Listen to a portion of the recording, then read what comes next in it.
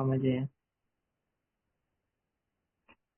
Baik, Assalamualaikum warahmatullahi wabarakatuh. Selamat malam teman-teman di sini. Kami kelompok belajar Putus Sofi Tamsi, Ripka Zendrata dan Naomi Caroline Sitorus akan mempresentasikan proyek kami yaitu untuk topik pemodelan gerak jatuh bebas. Di sini mungkin kita langsung berangkat ke landasan teorinya terlebih dahulu. Jadi gerak jatuh bebas ini adalah fenomena fisika klasik yang dicatat oleh Galileo Galilei di abad 16 bahwa benda yang jatuh bebas ini akan mengalami percepatan konstan kayak gaya gravitasi bumi.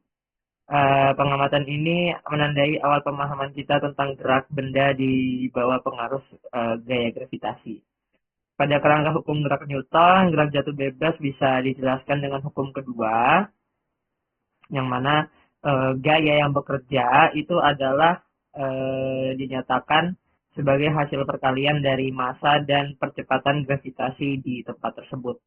Dengan mengabaikan gaya gesekan udara, maka percepatan benda yang jatuh dengan percepatan gravitasi, maka ya jatuhnya juga akan sebesar dengan percepatan gravitasi di tempat itu.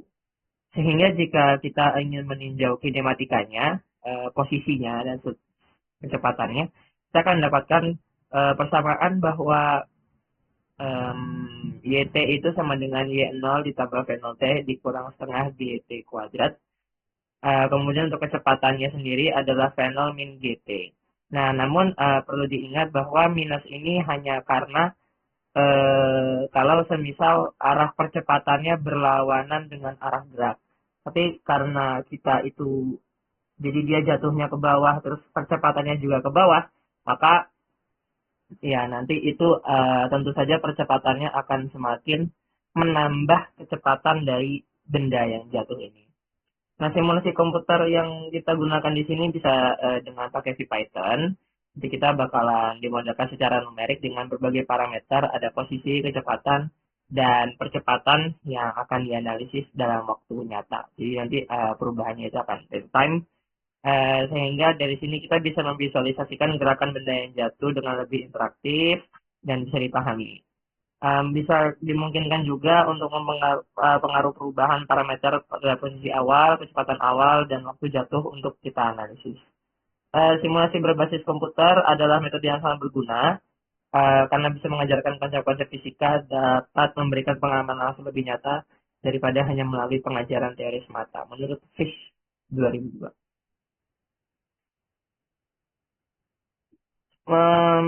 Di sini secara nyatanya kan sebenarnya itu gerak jatuh bebas ini bisa dipengaruhi oleh hambatan udara um, yang dilakukan oleh Johnson Christensen bahwa dalam keadaan dunia nyata hambatan udara itu bisa mengurangi percepatan sehingga pada nyatanya bendanya itu tidak jatuh secepat itu gitu.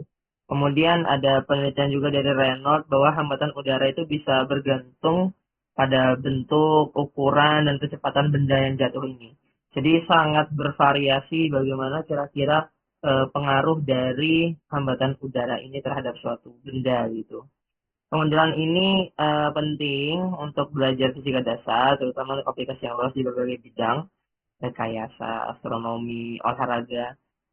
Mungkin untuk bidang rekayasa, pemahaman tentang gerak jatuh bebas ini bisa dipakai untuk merancang sistem peluncuran roket. Terus dalam astronomi sendiri, penting juga mempelajari benda-benda langit yang jatuh menuju permukaan planet atau bintang.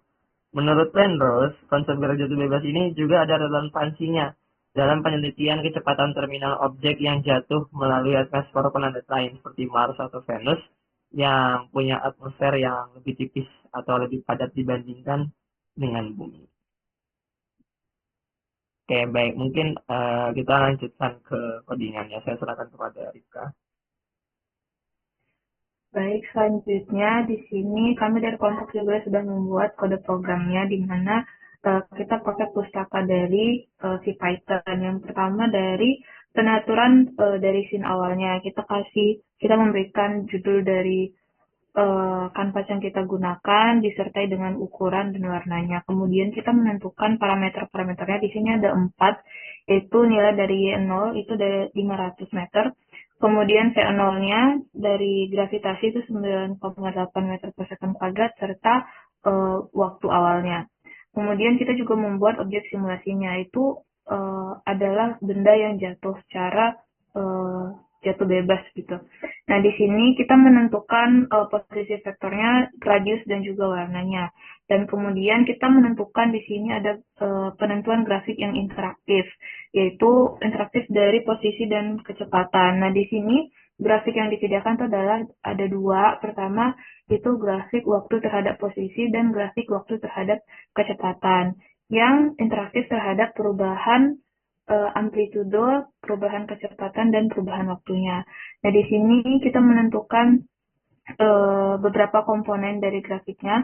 Kemudian ada juga slider. Slider ini berfungsi agar kita bisa buat simulasinya lebih interaktif, yaitu ada nilai perubahan amplitudo, waktu dan juga kecepatannya. Di sini ada tiga, yaitu perubahan amplitudo, perubahan kecepatan, dan perubahan waktu. Nah, di sini lebih lanjut ada penentuan dari slidernya itu sendiri. Nah, untuk nilai amplitudo itu minimum 10 dan maksimum 1000. Untuk kecepatan minimum minus 20 dan maksimum 20. Ini kecepatan maksudnya yang menentukan uh, nilai V-nya. Kemudian ada slider untuk penentuan waktu, itu minimum 0 dan maksimum 200 second. Dan kemudian kita juga masukkan fungsi untuk menghitung posisi dan kecepatan seperti yang tertera. Ini dimasukkan berdasarkan perumusan yang telah diberikan pada dasar teori tadi.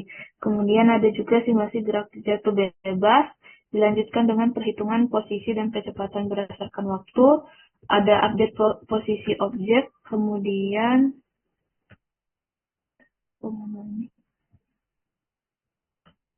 pause dulu kan.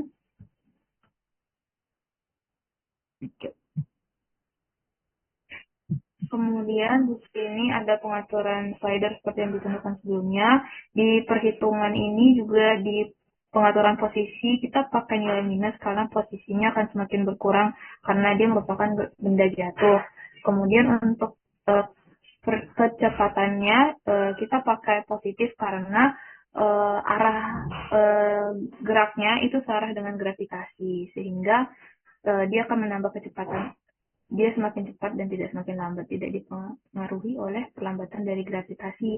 Kemudian di sini ada simulasi gerak jatuh bebas seperti yang bisa dilihat pada layar. Ada juga bagian menghitung posisi dan kecepatan berdasarkan waktu. Ini berdasarkan perumusan dari Y dan V di atas. Ada juga update posisi dan juga update grafik serta perbaharuan waktu. Nah, terakhir ini adalah update tabel dari slidernya sendiri.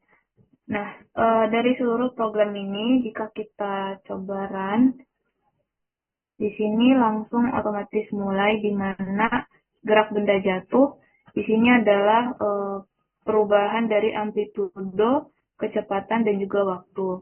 Nah, tanpa kita rubah, kita bisa lihat bahwa pengaruhnya adalah ketika gerak benda jatuh, posisinya itu akan semakin menurun. Nah, ini kita bisa bayangkan semakin lama waktu yang dimiliki oleh benda untuk jatuh, maka dia posisi ketinggiannya terhadap tanah atau terhadap bidang datar yang kita amati, maka semakin rendah.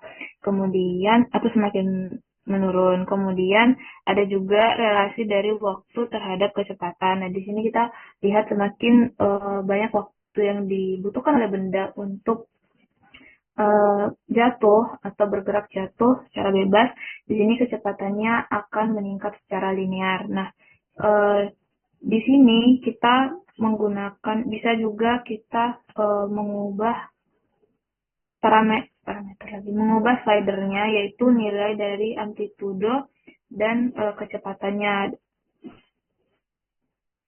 Nah, di sini sebenarnya pola grafiknya akan sama. Yang membedakannya nanti hanyalah perubahannya di sini. Tadi karena kita mengubah pada nilai tertentu, maka nilai awal dari amplitudonya juga akan berubah. Demikian juga pada perubahan kecepatannya.